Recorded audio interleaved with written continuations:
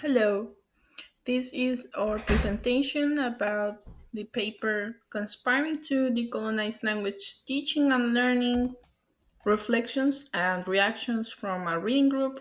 The names are Claudia Gormaz, Constanza Martin, and Carolina Millar. Good evening, my name is Constanza Martin, and I'll begin by introducing the paper our group has analyzed, which is called, as I already mentioned, Conspiring to Decolonize Language Teaching and Learning Reflections and Reactions from a Reading Group, published in the London Review of Education in 2022. This is not a conventional research article filled with charts or statistics. Instead, it documents the year long reflections of a PhD reading and react group at University College London. The group, made up of scholars from the Philippines, China, Colombia, Spain, and the UK, came together to ask a simple but deeply important question. How can language teachers challenge colonial power structures in our field? The aim of this paper is to explore what it means to decolonize language teaching. That means questioning Western centric pedagogies and epistemologies and showing how knowledge can be produced in ways that are more inclusive, transparent, and even vulnerable. Methodology and framework. What makes this paper distinctive is that its methodology is itself a decolonial act. The authors use the idea of conspiration, which means literally to breathing together, to emphasize collaboration. They deliberately keep multiple voices in a play rather than smoothing everything into one unified narrative. In fact, they embrace contradictions and tensions, which is unusual in academic writing. This choice resists the colonial tradition of presenting knowledge as a singular, authoritative, and centralized.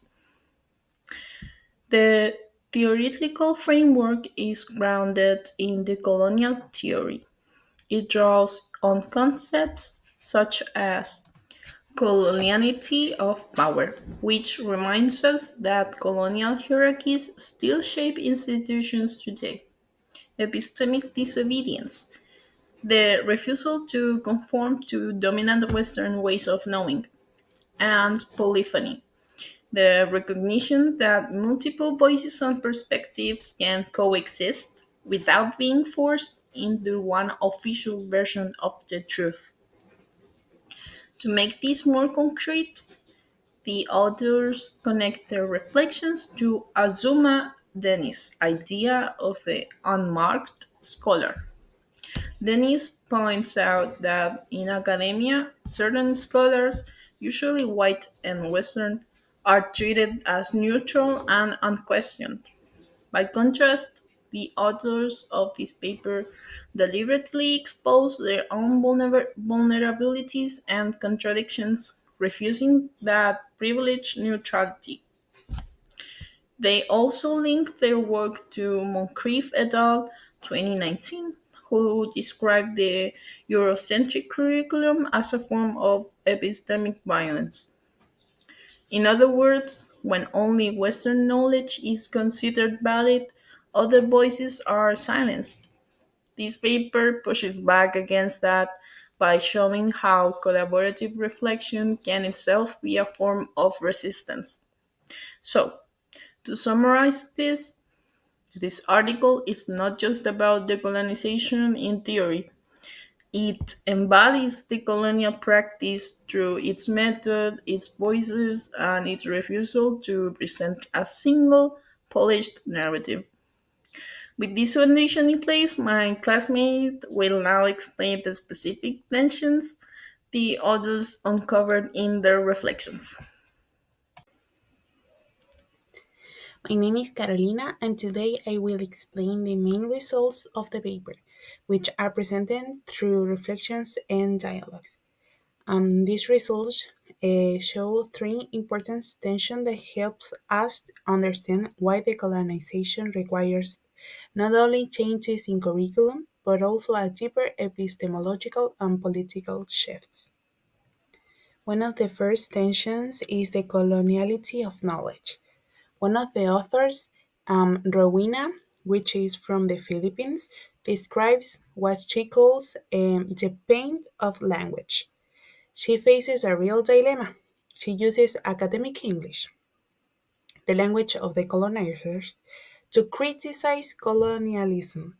These contradictions show us that language education is not only about teaching content, it also involves questioning the systems that decide which language and which types of knowledge are considered as valid. Her experience reminds us that decolonization must include changes in the way we think about and how we use the language. The second tension is what the authors call the neoliberal trap. Scholars like Eleanor and Katie notice that many students reject the colonial approaches because they see standard English as a valuable product, in a way of saying. In a global market, English becomes a commodity that promises a social mobility. This creates a conflict between our ethical goals as teachers and the economic pressures students face. Therefore, decolonizing language education is not only about pedagogical challenge, it also a political one. And we must be aware that education operates inside a market system, and this system shapes students' choices and expectations. It's mostly what we were in classes, and teachers always said, like, you must learn English because if you have English in your curriculum, you will have a plus for you to be chosen. It's kind of silly, but it's a connection that we can do and to show how neoliberalism works in this environment. And the third and final tension concerns the idea of the decolonial teacher. Peter, a white teacher working in Colombia, reflects on how being a critical or decolonial, as he calls, teacher actually increases his job security. This is a powerful contradiction. The struggle for decolonization can unintentionally benefit those who are already privileged.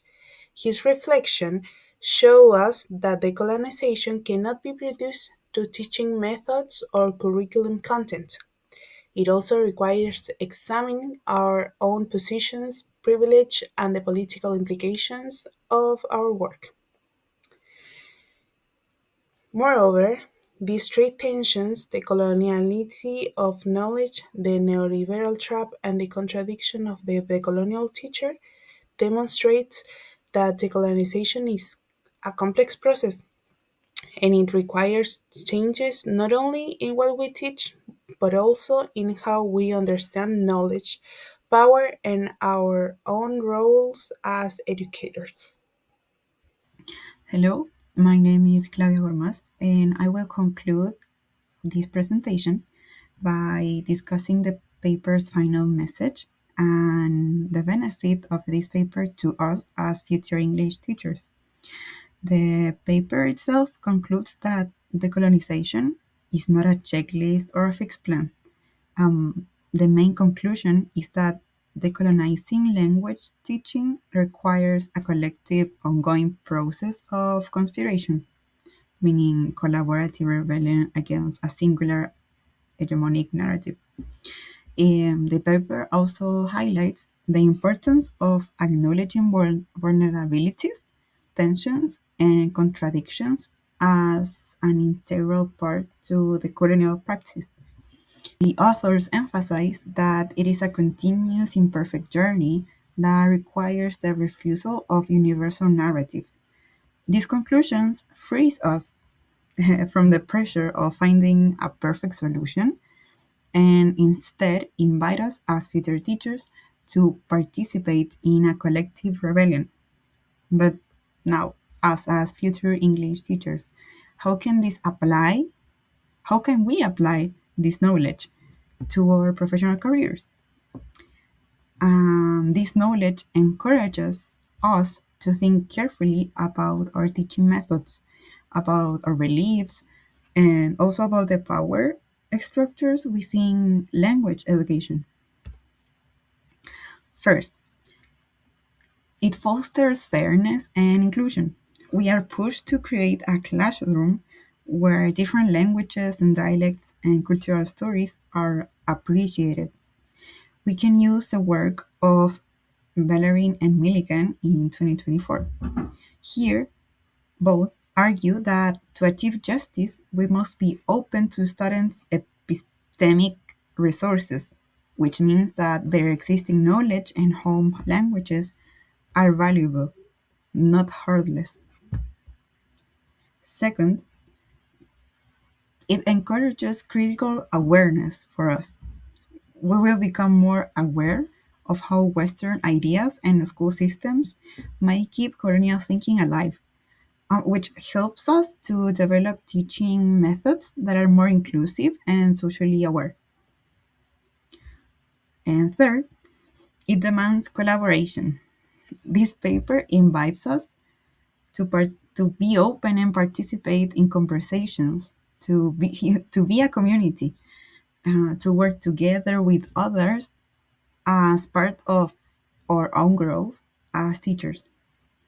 The final message This final message of conspiration is the ultimate tool for achieving an equal and inclusive future in language teaching and learning. Also, we believe that the paper is a reminder that genuine educational change requires constant reflection and collective action. Here are the references that we use and also the paper that we talk about. Thank you for your attention.